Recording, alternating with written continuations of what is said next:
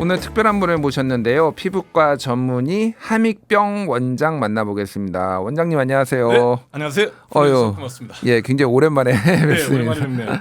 근데 옷이 굉장히 이게 뭐라고 해야 될까요? 의사 선생님은 가운을 입고 나타날 거라고 생각하지는 않았지만은 뭔가 범상치 않은 이게 옷이네요. 예. 네.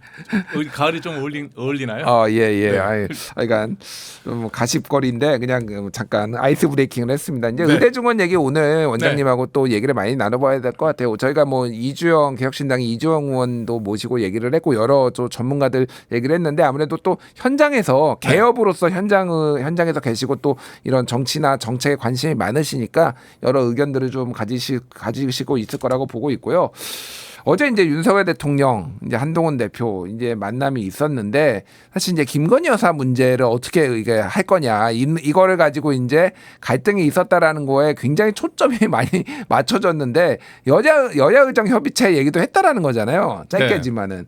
근데 너무 이제 비중이 적은 거 아니냐 사실은 이게 진짜 국민들이 고통받고 있는데 어떻게 보셨습니까 그거는? 제가 한동훈 대표 입장에서 대통령을 만날 기회가 단독으로 있었다. 예. 여당 대표로서. 예.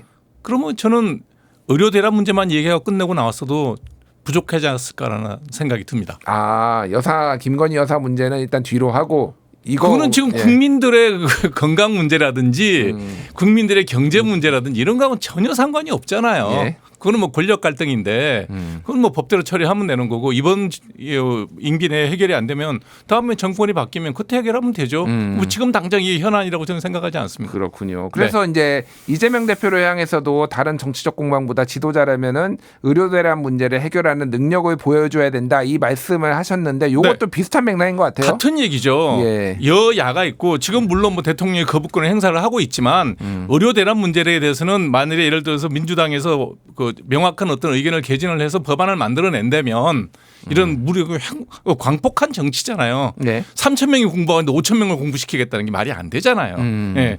이런 현실적으로 불가능한 일을 했다 그러면 민주당이 수권 정당인데 예. 그러면 당연히 그게 대안을 마련했어야 되고 거기에 대한 걸 어떤 법안을 만들어서 급하게 통과시킨다면 예. 그게 예를 들어서 뭐 대통령실과 뜻이 달라갖고 거부권 행사가 된다 하더라도 국힘의 108명의 의원들은 다 정신없을까요? 그분들 중에 일부는 합리적인 판단을 한다 그러면 이런 거는 민생에 관한 거기 때문에 권력 다툼이 아니잖아요. 예. 그러면 일단 이게 의료 대란 문제를 정지시켜 놓고 이런 문제는 정말 토론과 수기를 통해서 결정을 해야 되지 않습니까? 요즘 신문에 계속 나오잖아요. 예. 의사수가 어떻게 정해지고 있는지 각국은 어떻게 정해지고 있는지 각국의 의료 수준은 어떤지 대한민국의 의료 수준은 지구상에서 가장 저렴한 비용으로 가장 효율적으로 이루어지고 있는 의료 시스템이라는 것을 부인하는 사람이 있으면 그 사람은 거짓말장입니다. 알겠습니다. 이제 하나하나씩 짚어볼게요. 오늘 속보가 나왔는데 여야 의정 협의체에 대한의학회, 한국의과대학, 의학전문대학원 협의회가 이제 참여하기로 했다라고 하면서 전쟁 중에도 대화는 필요하다. 대한의학회 이진우 회장이 얘기를 이렇게 했다라고 해요. 그러니까 지금 의료계는 현재 상황을 의정 갈등 정도가 아니라 뭐 전쟁 정도로 지금 보고 있나 이런 생각이 듭니다. 이거 일단 참여 소식에 대해서는 어떻게 보셨습니까? 일단 누군가는 대화 창구를 열어놔야 되는데요. 이분들이 어떤 결정을 해도 전공이나 학생 움직이지 않는다는 거예요. 여기에 이제 대한의과대학교 의학전문대학원 협의회라는 게 뭐냐면 전국의 의과대학교에서 42개인가 있는데 그게 학장님들 모임이에요. 예. 그다음에 대한의학회라는 건 뭐냐면 옛날에 각 과별로 내과, 외과, 소아과, 산부인과 밑에 내과 밑에 심장내과 분과가 학회가 있었어요. 예. 그 분과학회를 모아놓은 거예요. 그러니까 교수님들의 모임이에요. 그렇군요. 이 사건이 벌어지게 된 데서 교수님들의 1차적인 책임이 되게 크죠. 2,000명 정원할 때 우리나라에서 개업하는 의사가 뭐라 그러면 저 사람들 잘 먹고 잘 사는 놈들이 왜 저래 이렇게 되지만 학교 교수님들이 적극적으로 나섰다면 일이 이렇게까지 파국으로 내몰리지 않았죠. 네. 근데 이분들이 어떤 협의를 한다 하더라도 뭐 이준우 회장님 같은 경우에도 뭐 저희 후배님이기도 하고 잘 아는 분인데 합리적인 분이에요. 예. 그분도 의정협의체 들어가서 할 얘기는 하나밖에 없어요. 2,000명 취소해라. 그렇군요. 그러니까 이건 만나서 얘기해봐야 답은 정해져 있는 겁니다. 그렇군요. 예.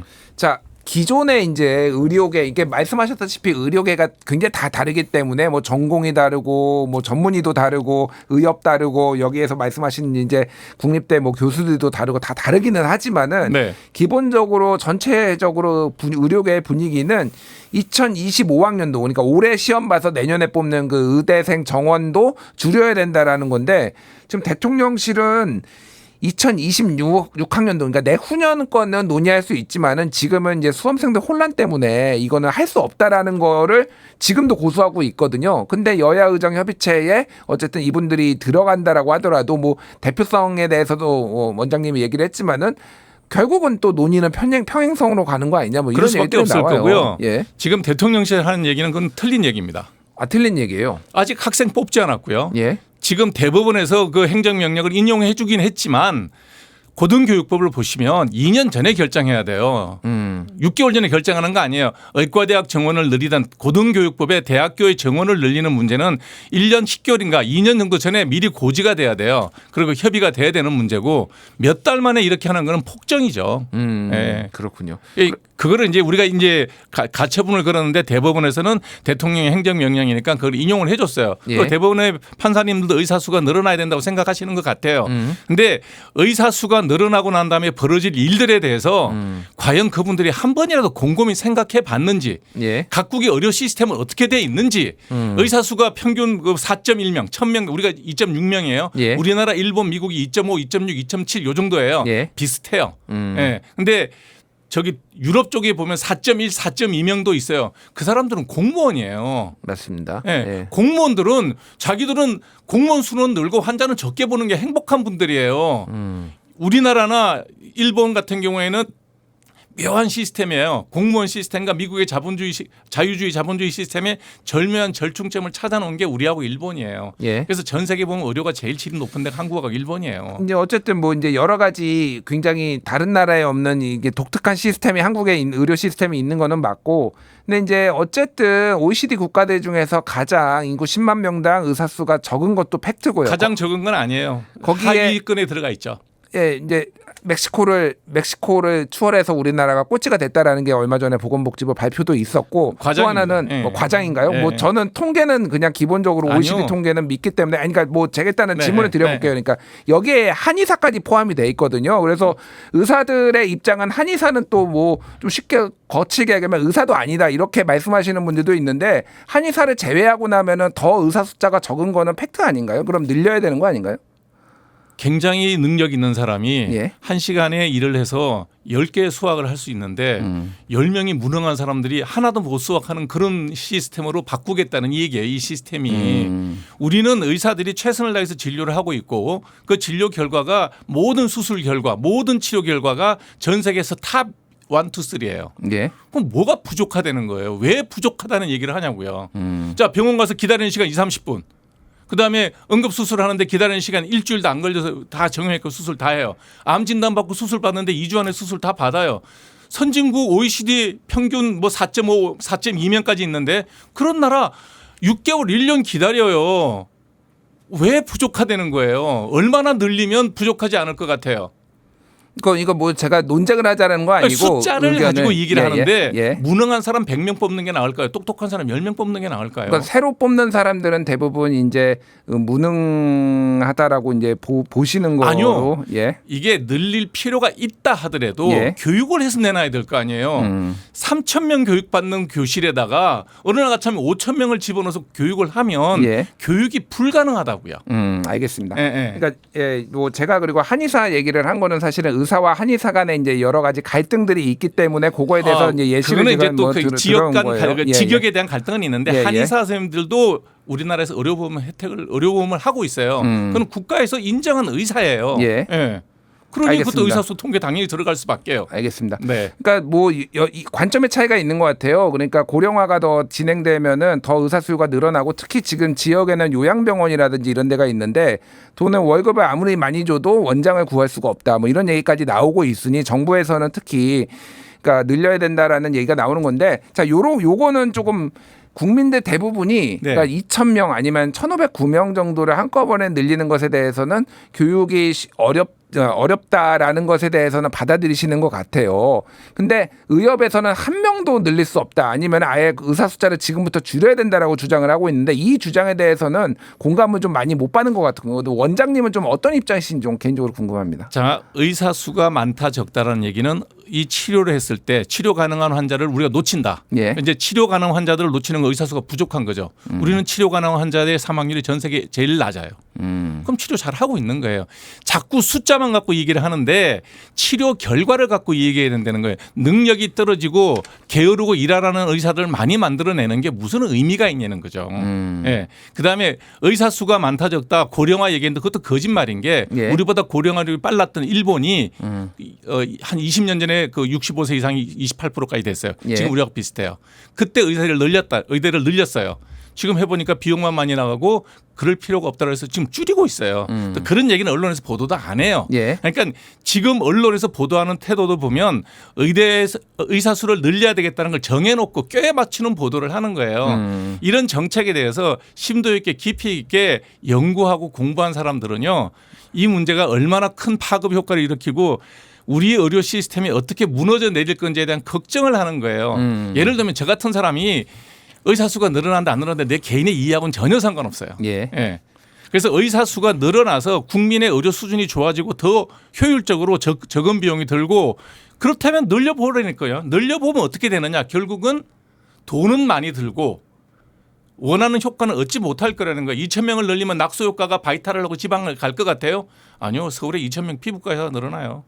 알겠습니다. 뭐 이제 정부는 이제 필수 의료 패키지를 해가지고 여러 가지를 같이 얘기를 하면서 의료 정원 확대도 일부분이다 얘기를 하면서 예를 들면은 뭐 다른 과잉 진료 뭐 금지 뭐 금지라기보다 아니면 급여 비급여 혼합 진료 금지 뭐 이런 것들을 얘기를 하고 있는데 이거를 오늘 다 하기에는 너무 이제 많죠. 예, 너무 많고 기니까 핵심적인 것만 좀 여쭤볼게요. 어쨌든 지금 다양한 목소리, 의료계에도 다양한 목소리가 있고 예를 들면 교수님 같은 뭐 여러 교수님 뭐 지금은 이제 민주당으로 한 김윤 뭐 의원 그 4,500명 늘려야 되는데 뭐 예전에 한 1,000명 정도까지는 보통 여러 주장을 하셨지만 김윤 의원 같은 경우에는 1,000명 정도까지는 늘릴 수 있다 이런 주장을 하시는 분들부터 다른 뭐 교수님들부터는 그래도 한 300, 400명까지는 늘릴 수 있다라고 하시는 분도 있고 말씀하셨다시피 아예 한 명도 안 된다는 분도 있고 의료계에서조차 사실은 이게 이견이 있고 이거를 바라보는 관점이 달라요. 그래서 정부의 2,000명은 무리지만은 그 부분에 있어서는 조금 의료계들이 이제 어떻게 이거를 해결해야 될지가 조금 저도 좀 보면서 이거를 참 어렵겠다 생각이 드는데 일단 원장님이 보시기에는 지금 이거를 해법을 어쨌든 우리가 당면한 문제잖아요. 이거를 어떤 식으로 해결을 좀 해야 되는지 좋겠는지 요거를 좀 설명해 주시죠. 자, 이 문제에 대해서 예. 지금 대학교에서 파업한 의사 교수님 한 명도 없어요. 전공의 쌤들만 나와 있지. 개업한 의사들 중에서 파업한 사람 없고요.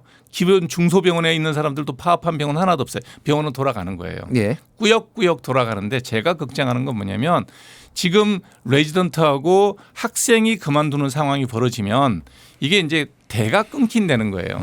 그래서 지속성이 불가능해지는 거예요. 내과 레지던트가 안 하는데 내과 전문의 내년에 안 나옵니다. 내과 전문의 내년에 안 나오는데 5대 픽5 병원을 전문의 중심 병원으로 하겠다. 뭘로 전문의를 채울 거예요? 결국 채울 방법은 지방에 있는 대학병원에 있는 주니어 스태프들을 다 땡겨올 거예요. 예. 그러면 윤석열 대통령이 뭐라 그랬습니까? 지역 의료를 살리겠대. 10년 뒤에 살겠죠. 의과대학 졸업하고 레지던트 마치고 5천 명을 뽑아놨으니 낙수 효과도 있을 거고 예. 바이탈과도 할 거고 지방에도 갈 거예요. 10년 동안 지방 분들을 어떻게 해야 돼요? 서울 다 오셔야 지금 돼요. 이제 뭐 현실화가 됐는데 이번에 의료 그 의사 배출 그 실기고사에 260명 정도가 지금 이번에 합격했는데 작년에 한 2,000명 정도 됐으니까 거의 한 8분의 1? 10분의 1이 없어지는 거예요. 예, 뭐 10분의 1까지는 아니고 한 8분의 1 정도 되는 것 같은데 많이 이제 줄은 거는 맞는 것 같습니다. 근데 이게 매년 똑같이 뭐 그렇게 될 거라고 보지 않으시는 분들도 있고 뭐 용산의 뭐 장관이나 이주호 장관이나 이런 분들의 얘기는 시간이 해결해 줄 거다 뭐 이런 말씀을 또 하시는 분들도 있더라고요. 자, 자기들은 전화 한 통으로 빅5 병원에 언제든지 갈 수 있는 분들이 그런 얘기 하는 거예요. 예. 지금 응급실 한번 가보세요. 응급실 안 돌아갑니다. 예. 예. 바이탈과의 메이저과를 하고 있는 사람들이 대가 끊기는데 시골에서부터 차근차근 의사들을 이제 뽑아 올리겠죠. 예를 들면 세브란스 병원제 후배가 저기 대전에 내려가 있어. 대전에 뭐 저기 대학병원에 내려가 있어. 오라 그러면 올까요 안 올까요? 당연히 올라옵니다. 그럼 거기는 어떻게 할 거냐고요. 지금 지방 대학의 병원들이 저기 정말 벚꽃 지는 순서대로 벚꽃 피는 순서대로 지금 점점 올라오고 있거든요. 예. 전문의 지금 지방에서 한 3천 명 빠졌잖아요.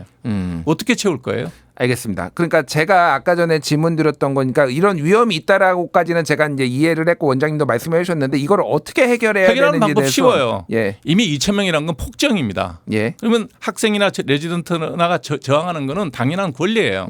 그래서 이걸 원점으로 되돌려 놓고 얘기하자는 거예요. 왜냐하면 지금 당장 의사가 부족하지 않아요. 그러니까 올해는 그 원래 뽑던 그 인원대로 일단은 뽑고 그다음에 충분히 협의를 해서 500명을 더 뽑든 1000명을 더 뽑아야 되는 합의점이 나올 거예요. 저도 예. 숫자를 정확하게 맨날 연구하는 사람들이 아니잖아요. 예. 그러나 지금 현재 문제 없다는 거예요. 지금 현재 문제 없으니 문제 없는 상태를 다시 원점 해결을 해놓고 협의를 하는데 가능한 범위라는 건 10% 정도예요. 왜냐하면 의대 교수님도 늘려야 되고 기자재도 늘려야 되고 카데버도 늘려야 되고 예. 실습실도 늘려야 돼. 제일 저 횡포를 부린 대학이 충북대학인데 예. 충북대 쌤들한테 미안한데요. 그 총장님이 50명 가르치는 데서 200명 가르치겠대요. 정확하게 49명이 정원이었는데 200명이 됐죠. 근데 뭐 200명이 나오면은요. 그게 조정이 대학병원 됐고요. 베드가 지금 600베드인가 그래요. 예. 환자 600명 눕혀놓고 학생 200명이 들어가야 돼요. 그럼 2, 3년 차 3, 4학년이 실습을 도면 학생 400명이 예. 환자 600명 보는 거예요. 알겠습니다. 그게 말이 되는 얘기를 하는 거냐고. 결국은 정부가 양보를 해야 되고 입장 변화를 보여야 되고 그거를 여야 의장 협의체에서 풀어야 된다. 이런 그게 말씀이신 것 안 같은데요. 되면 예. 학생이나 레전트가 돌아오지 않는다고요. 학생이나 레전트 내년에 2천 3천 명 유급이죠. 예. 그다음에 내년에 5천 명 뽑죠. 4,500명 뽑죠. 예. 1,500명이니까 그럼 7,500명이 수업을 들어야 돼요. 7,500명이 수업을 들을까요? 알겠습니다. 만일에 그 학생들까지 만일에 수업을 거부해버리는 상황이 벌어진다면 예. 어떻게 수습하려고 그래요? 알겠습니다. 네. 정부가 어쨌든 문제 해결 능력을 보여줘야 된다 이렇게 말씀을 하신 것 같습니다. 예, 오늘 말씀 여기까지 듣겠습니다. 지금까지 함익병 피부과 전문의와 얘기 나눴습니다. 감사합니다. 감사합니다.